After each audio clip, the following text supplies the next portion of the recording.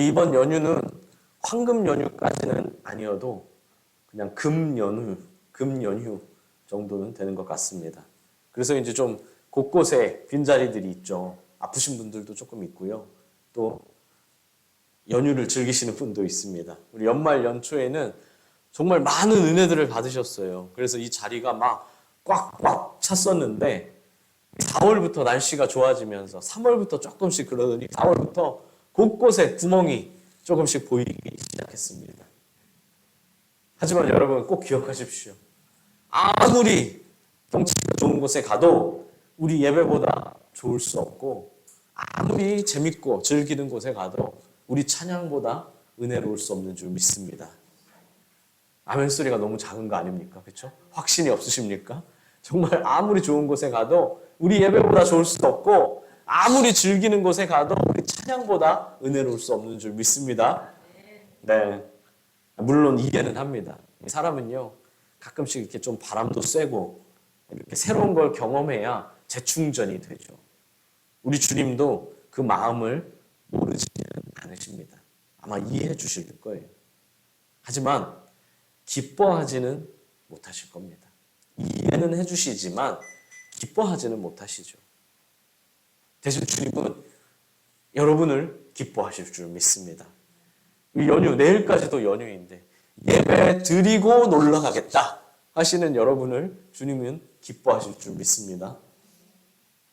예전에도 그랬고 최근에도 한번 서울에서 이렇게 집으로 돌아오는 길에 시간이 딱 그 시간대가 있나 봐요. 이단교회를 지나가면서 본 광경이 있습니다. 이게 원래 그러는 건지 매주 그러는 건지 아니면 이게 특별한 행사 때 제가 우연히 본 건지 모르겠지만 엄청난 인파가 이렇게 나와서 줄 서 있어요. 그리고 막 꽃도 들고 막 환영하면서 말이죠. 다들 멋지고 예쁘게 다 차려입고 누군가를 맞이할 준비를 하고 있었습니다. 아마 그곳에서 당장 결혼식을 해도 될 만큼 다들 이렇게 예쁘게 차려입었다는 거죠. 남자든 여자든요. 이게 교주라도 오기라고 한 건지 다들 막 들떠 있더라고요. 표정들이 막 즐거워하고요. 겉으로 보기에 완전히 멀쩡한 젊은이들이 정말 많았어요. 이게 사실 웬만한 큰 교회보다도 젊은이들이 더 많은 것 같아요. 사실 진짜 좀 안타깝죠. 그들은 엉뚱한 걸 따르는 사람임에도 불구하고 다만 그 열정만은 진짜 굉장했습니다. 심지어 우리보다도 말이죠. 반면에 우리는 진리를 따르는 사람들임에도 불구하고 너무 자유로운 면이 있죠. 너무 자유로운 면이 있습니다. 근데 진리 안에 자유가 있으니 그런 줄 믿습니다. 자유는 하나님이 우리에게 주신 아주 큰 복이죠. 하지만 이 자유를 잘못 사용하는 것이 바로 죄입니다. 예리한 칼날의 이면성이라고 할까요? 잘 사용하면 어마어마한 복이지만 잘못 사용하면 너무나 큰 재앙이 될 수도 있다는 겁니다. 옆 사람에게 한번 말씀해 주십시오. 진리 안에서 자유를 누리세요. 얼마 전에 이완주 성도님 전시회를 다녀오며 믿음에 대해서 다시 한번 생각해 봤습니다. 그날 어린이들이 여럿이 갔어요. 여러분, 어린이는 어떻습니까? 어디든 부모와 함께 갑니다. 여기 이유가 있습니까? 조건이 있습니까? 전혀 없죠. 그러면 왜 부모와 함께 가나요? 사실 그 인사동 굉장히 먼데요. 거기까지 왜 부모와 함께 갔나요? 그게 그냥 당연한 것이죠. 부모가 가니까 나도 가는 겁니다. 다른 이유는 없죠. 전시회 같이 가신 분들은 보셨습니다. 그렇죠? 아이들이 왜 왔죠? 가서 작품을 감상해 주러 왔나요? 아니면 축하해 주려고 왔나요? 아니에요. 작품도 봐도요. 그냥 그림이네 하고 끝나고요. 뭐 축하해요, 축하합니다 이런 한마디 하는 게 아니라 그냥 아무 말도 안 하고 핸드폰만 하고 그냥 장난감만 가지고 놀고 있습니다. 그 왜 갔다고요? 그냥 부모 따라 간 겁니다. 아무리 멀고 힘들어도 그냥 같이 가는 겁니다. 어린이에게는 그것이 당연한 일이고 그것이 행복이죠. 물론 가서 작품도 보고 맛있는 것도 먹고 뭐 나들이도 하겠지만 사실 그러려고 간 건 아니에요. 그건 그냥 부수적으로 따라온 것들일 뿐이죠. 어린아이는 부모와 함께 있는 것이 가장 행복하고 가장 안전하기 때문입니다. 그러므로 부모와 함께하는 것에 그 어떤 이유도 조건도 없습니다. 함께하는 것이 당연하고 함께하는 것이 본인에게도 가장 좋은 일입니다. 하지만 클수록 어떻습니까? 점점 부모와 함께 가려고 하지 않죠. 그곳이 어디든지 절대로 부모와 함께 가려고 하지 않습니다. 이게 조금 크면 클수록요, 이게 아이들이 점점 아브라함이 됩니다. 아브라함이 뭐죠? 누구죠? 믿음의 사람이죠. 아브라함이 어땠습니까?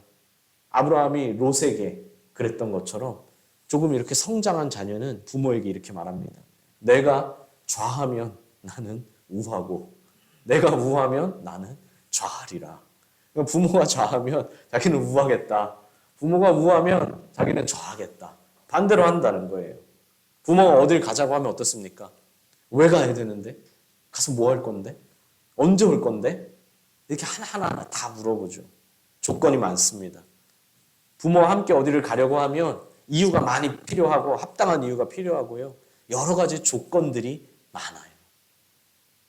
근데 그 이유와 조건들을 다 설명해줘도 웬만하면 같이 가지 않으려고 합니다. 대신 자기 갈 길을 가죠. 그만큼 몸도 머리도 컸다는 겁니다. 좋은 말로 하면 지혜로워졌죠. 둘 중에 뭐가 정답일까요? 여기엔 정답은 없습니다. 왜냐하면 인생이란 다 때가 있는 법이니까요. 자녀 입장에서는 부모랑 함께 가는 때도 있고 이제 나중에 커서 자기 스스로의 삶을 살 때도 있고 그런 것이죠. 하지만 우리 신앙생활에 비춰보면 정답은 있습니다. 본문에서 예수님은 우리에게 뭐라고 말씀하시죠? 이것을 지혜롭고 슬기 있는 자들에게는 숨기시고 어린아이와 같은 자들에게는 나타내심을 감사하나이다. 예수님이 말씀하신 이것을 숨기시고 또 알려주셨다는데요. 이것이 무엇인지를 이해하려면 최소한 11장 전체를 읽고 이해해야겠지만 짧게 요약하면 예수님이 하나님의 아들이 되시고 예수님이 우리의 구세주가 되신다는 이 진리의 말씀이죠. 즉 하나님은 구원의 진리를요. 지혜롭고 슬기 있는 자들에게는 숨기셨어요. 그리고 어린 아이들에게는 나타내셨다는 겁니다. 그리고 그것이 뭐라고 하죠? 그것이 곧 바로 아버지의 뜻이다 라고 합니다. 그럼 하나님은 왜 이렇게 하셨을까요? 왜 지혜로운 자들에게는 숨기시고 아니 지혜로운 자들은 더 잘 이해도 하고 할 텐데 왜 숨기시고 어린아이들, 잘 모르는 아이들에게는 왜 나타내셨을까요? 좀 전에 말씀드린 어린아이의 특징 때문이죠. 어린아이는 어떻다고요? 부모와 함께 하는 것이 당연합니다. 아무 이유가 없어도 아무 조건이 없어도 부모와 함께 하는 게 당연하고 그렇게 하는 게 행복하죠. 반면에 머리가 좀 큰 아이, 좋은 말로 하면 지혜롭고 슬기 있는 아이는 어떻다고요? 수많은 이유와 조건이 필요합니다. 심지어는 그 이유와 조건이 충족돼도 불만입니다. 그냥 마음에 안 드는 거죠. 문제는 하나님이 구원을 지혜롭고 슬기 있는 자들에게는 숨기시고 어린아이들에겐 나타내셨다는 거예요. 여기서 많은 성도님들이 궁금증을 갖습니다. 아니 하나님은 우리가 구원받을 수 있도록 우리를 선택하셨다는데 왜 하나님은 구원받는 자를 선택하셨죠? 왜 모든 사람을 구원하지 않으셨죠? 왜 누구에게는 감추시고 왜 누구에게는 알게 하셨나요? 그리고 여기서 궁금증이 조금 더 커지면 아니 왜 하나님은 굳이 수많은 사람들 중에 왜 아브라함을 선택하셨죠? 조금 더 나아가면 왜 계속 장남만, 첫째만을 이렇게 선택해서 오시다가 왜 갑자기 장남인 에서가 아니라 차남인 야곱을 선택하셨죠? 그 하나님은 나는 왜 선택하셨죠? 라는 궁금증이 생겨요. 왜냐하면 우리 생각 같아서는 그냥 모든 사람을 다 구원해 주시면 될 것 같은데 그냥 단번에 그냥 야 너네 다 그냥 구원받아 이해하면은 끝날 것 같은데 감추지 마시고 그냥 모든 사람이 다 알게 하시면 될 것 같은데 말입니다. 또 생각할 때 대체 에서는 뭐가 그렇게 나쁜 사람이어서 에서는 선택하지 않으시고 야곱은 뭐가 그렇게 착해서 야곱을 선택하셨는지. 때로는 우리가 성경을 읽다 보면 야곱의 비겁함이 더 큰 것 같아 보이기도 하는데 말입니다. 이런 부분들이 시원하게 이해가 안 될 때가 있다는 거예요. 왜 그렇게 하셨는지 말입니다. 하지만 이러한 것들을 우리의 머리로 100% 이해하는 것은 사실 불가능한 일입니다. 왜냐하면 이것은 하나님의 지혜이기 때문이죠. 어느 정도 우리가 논리적으로 따라갈 수도 있고 어느 정도 이해하고 어느 정도 납득할 수도 있지만 사실 100% 완벽하게 이해할 수는 없어요. 그것이 유한한 우리와 전능하신 하나님의 차이점입니다. 우리가 무엇이든 다 완전하게 이해할 수는 없다는 거죠. 그래서 구원은 우리가 뭐라고 합니까? 그래서 구원은 하나님의 전적인 은혜이자 뜻입니다. 우리가 무엇을 잘해서 구원받고 어떤 이유가 있어서 구원받고 무엇을 해서 구원받는 것이 아니라 다 이해할 수는 없지만 이 구원은 전적으로 하나님의 은혜이자 그냥 하나님의 뜻, 하나님의 결정이라는 거예요. 우리 행위로 인한 것이 아니고.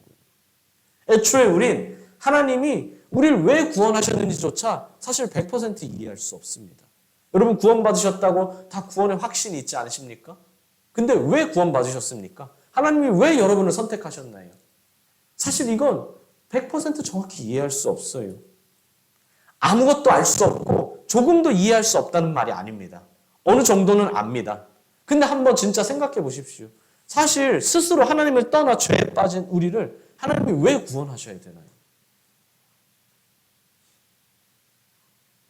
왜 그 중에서도 하필 나는 왜 구원받았나요? 사실 알 수 없어요. 100% 이해할 수 없습니다. 왜요? 그것이 전부 하나님의 뜻, 하나님의 결정이었기 때문이죠. 하나님은 인간을 구원하시기로 결정하셨고요. 그리고 나를 구원하시기로 선택하셨습니다. 다시 말하지만 그래서 구원은 하나님의 전적인 은혜이자 뜻이라는 겁니다. 누군가는 불공평하다고 할 수도 있겠죠. 아니 하나님은 공평하셔야지 왜 누구는 알려주고 누구는 안 알려줍니까? 왜 누구는 구원하고 누구는 구원하지 않습니까? 불공평한 하나님이네요. 그런 하나님은 없는 거 아닌가요? 그런 하나님은 없는 게 낫겠네요. 라고 누군가는 말하죠. 비난할 수도 있습니다. 그러나 바울은 로마서 9장 14절에서 이렇게 말합니다. 우리가 무슨 말을 하리요? 하나님께 불의가 있느냐? 그럴 수 없느니라. 여러분, 하나님은 항상 최고의 선택을 하십니다. 하나님은 언제나 늘 온전한 선택을 하십니다. 우리의 머리로 이해되지 않는다고 해서 하나님이 불공평하신 것도 아니고 우리가 불평해야 할 문제도 아니라는 거죠. 오히려 감사해야 합니다. 왜냐하면 우리는 100%다 이해할 수도 없고 납득할 수도 없고 다 알지도 못하지만 그래서 우리는 절대로 할 수 없는 그 은혜와 사랑을 하나님은 우리에게 주셨기 때문이죠. 여러분이 하는 행동은 어떻습니까? 다 여러분이 나름대로 이해하고 납득하기 때문에 그것이 행동으로 이어지죠. 납득하지 못하고 이해되지 않으면 인간은요, 행동하지 못해요. 그렇죠? 길가에 떨어진 쓰레기를 내가 주워야 한다는 이유와 명분이 있는 사람은 길거리에 떨어진 쓰레기를 줍는 거예요. 근데 아니 저건 내가 버린 것도 아닌데 왜 내가 치워야 돼? 뭐 어차피 나는 세금 내고 있고 쓰레기 치우는 사람이 있잖아 라고 생각하는 사람은 절대 줍지 않죠. 지금 뭐가 옳고 그렇다는 이야기를 하는 것이 아니라 사람은요 자기가 이해하고 납득되는 것만 행동으로 옮긴다는 거예요. 근데 우리는요 사실 하나님이 왜 날 구원하셨는지 왜 날 사랑하신다고 하시는지 어느 정도는 알긴 하지만 사실 다 100% 이해할 수 없어요. 그러니까 우리는 그러한 하나님의 무조건적인 사랑을 사실 남에게 베푼다? 사실 쉽지 않은 일이죠. 그래서 우리가 할 수 없는 그 일을 하나님은 나에게 먼저 베풀어 주셔서 날 사랑하시고 날 구원하신다는 겁니다. 그러니까 오히려 감사해야 할 일이죠. 사실 우리는 어떻습니까? 우리는 지혜롭고 슬기 있는 자들과 어울리기를 좋아합니다. 그것이 품격도 있고 즐거움도 있고 내가 생각할 때 합리적이기 때문이죠.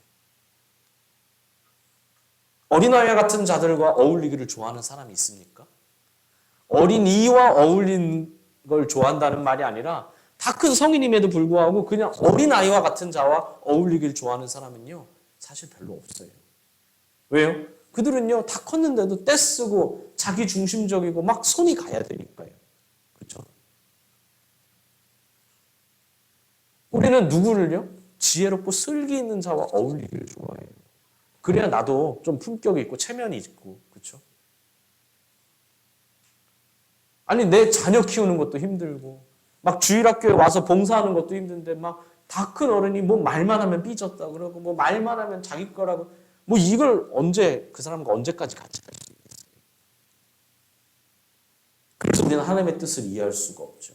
이해할 수 없으니 실천할 수도 없고. 여러분 그래서 믿음이 필요한 겁니다.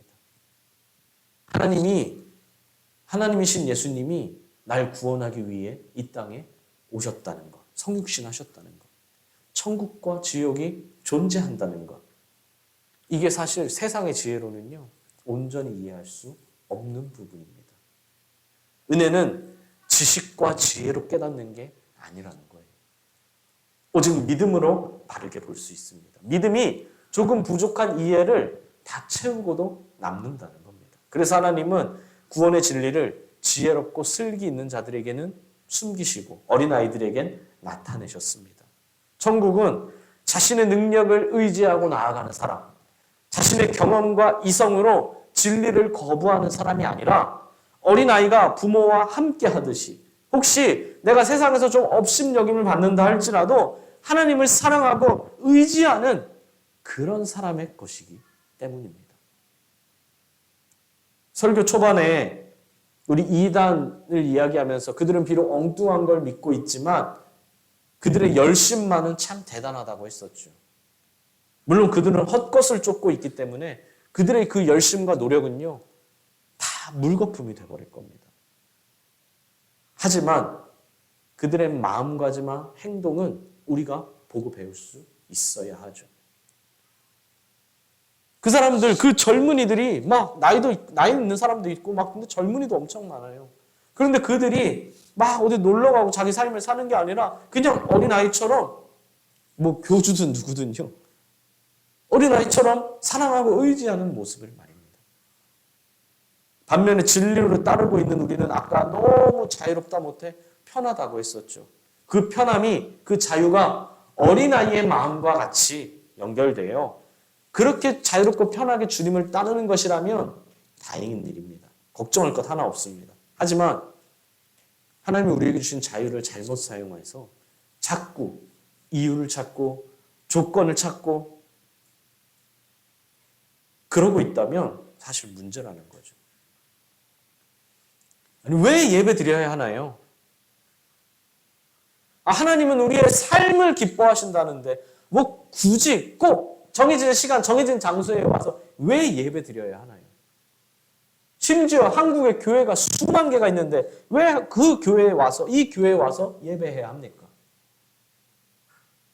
왜 목장에 참석해야 합니까? 예배하고 내가 헌금도 하고 뭐 밥도 먹고 했으면 이제 집에 가면 되지.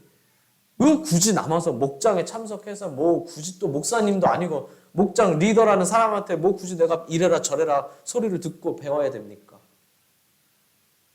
왜 전도해야 합니까?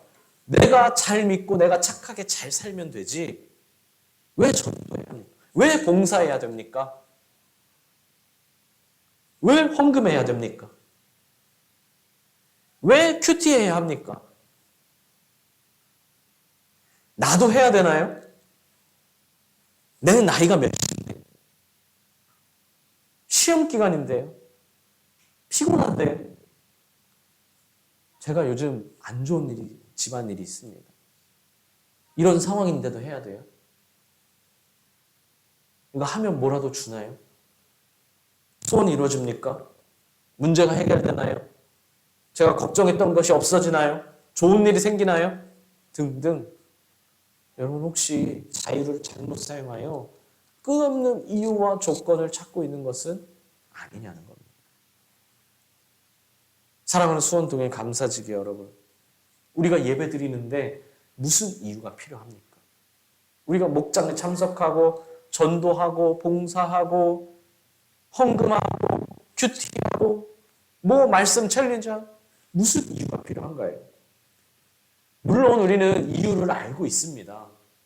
왜 예배해야 되고 왜 전도해야 되고 왜 헌금해야 되는지 그동안 계속 많이 배워왔고요. 또 지금도 계속 하나씩 배워나가고 있죠.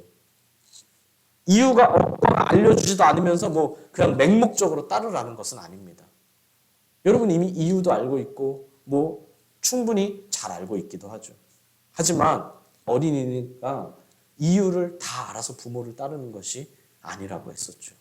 이유를 몰라도 부모이기에 따르는 겁니다. 클수록 방황도 하고 반항도 합니다. 나중에 나이가 들어 뒤늦게 그 이유와 목적을 깨닫고 후회하는 경우도 인생에서 많이 생기죠.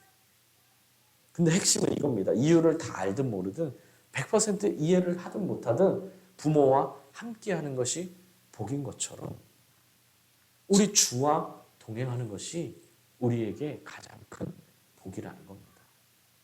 부모와 동행하는 것이 아이에게 가장 행복하고 가장 안전하고 가장 좋은 일인 것처럼 그래서 아이는 아무런 이유가 없어도 아무런 조건이 없어도 당연히 부모와 늘 함께하는 것처럼 하나님의 자녀인 우리는 하나님과 동행하는 것이 결국 나에게 가장 행복하고 안전하고 좋은 일이라는 겁니다.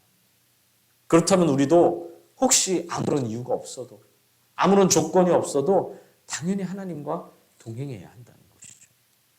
구구절절 설명하지 않아도 아무리 현실적인 어려움을 만나도 당연히 따르는 믿음, 그것이 필요하다는 겁니다. 혹시 아직도 순종할 이유를 찾고 계신가요? 여러분 사실 우리는 이유를 몰라서 불순종하는 것이 아닙니다. 사실 다 알고 있어요. 순종할 조건을 찾으실 필요도 없습니다. 결국 순종하는 것이 나 자신에게도 가장 좋은 일이기 때문이죠. 믿음에는 반드시 보상이 있기 때문입니다. 보상 때문에 믿는 것은 아니지만 믿는 자에게는 반드시 보상이 있습니다. 반드시 이 땅에서도 보상을 주십니다. 가만히 보면요. 하나님이 배부르게 하셨으면 배부르게 하셨지 절대 줄이게 하지는 않으시더라고요. 문제는 화장실 가기 전과 후에 나의 모습이 같느냐. 머리가 내가 좀 더 크고 난 뒤에도 한결같이 주님만을 의지하느냐. 나이가 들어도 내가 이 겸손함을 유지하느냐. 이것이지 결코 하나님 쪽에서 문제가 발생할 확률은 없다는 겁니다. 그렇다면 믿음으로 당연히 따르시길 소망합니다. 당연히 따르는 믿음의 소유자가 되시길 바랍니다. 나보다 나이가 한참 어린 사람이 나에게 막 훈수를 두고 막 나한테 아는 척하면 어떻습니까? 그럼 상당히 기분 나빠하죠. 그렇죠? 나보다 나이가 한참 어린 사람, 딱 봐도 한참 어리고 한참 직급도 어리고 경험도 없어 보이는 사람이 나한테 훈수 두면 어때요? 진짜 기분 나빠합니다. 그런데 혹시 하나님 앞에 내 나이를 찾으시진 않으십니까? 내 나이가 몇 살인데? 나보다 능력도 없는 사람이 나한테 이래라 저래라 하면 기가 차고 불쾌해합니다. 그런데 하나님 앞에서 능력을 찾지는 않으십니까? 어린아이의 마음을 가지시길 바랍니다. 주님의 말씀에는 그냥 오케이, 무조건 오케이 하시길 바랍니다. 이 길은 때로는 힘든 길이에요. 좁고 먼 길이긴 합니다. 근데요, 어린이는 그래도 무조건 동행합니다. 부모랑 말이죠. 무조건이에요. 어딜 가는지도 모릅니다. 뭐 인사동에 간다? 뭐 인사동이 어딘지 어떻게 알아요? 저 땅끝을 가도요. 어딘지도 모릅니다. 어딘지도 모르고 거기가 얼마나 걸리는지도 모르고 그냥 차 타고 그냥 같이 기차 타고 그냥 같이 가는 거예요. 하지만 그렇게 끝까지 인내하는 자에게는, 끝까지 순종하는 자에게는 반드시 더 풍성한 은혜가 있다는 것을 여러분 꼭 명심하시길 바랍니다. 절대로 몸도 크고 머리도 컸다고, 좋은 말로 좀 지혜롭고 슬기 있어졌다고 방황하거나 반항하시지 마십시오. 그런 지혜는 지혜가 아닐 뿐더러 우리에게 필요한 종류의 지혜도 아닙니다. 선한 데는 지혜롭고 악한 데는 미련해야 하는 겁니다. 모든 지혜가 다 필요한 게 아니에요. 선한 데도 지혜롭고 악한 데도 지혜로운 게 아니라요. 선한 데는 지혜롭지만 악한 데는 미련해야 돼요. 그렇게 하는 줄 몰랐어. 난 그런 걸 잘 몰라. 악한 데는 그래야 한다는 거죠. 그러므로 하나님의 뜻엔, 하나님의 말씀엔 당연히 따르는 믿음, 당연히 순종하는 여러분이 되시기를 바랍니다. 그리고 하나님을 따르지 않는 길, 하나님의 뜻이 아닌 길에는 그런 게 있었어? 그런 방법도 있어? 하면서 미련한, 지혜로워야 할 때 지혜롭고 미련해야 할 때는 미련한 감사지기 여러분이 되시기를 간절히 소망합니다.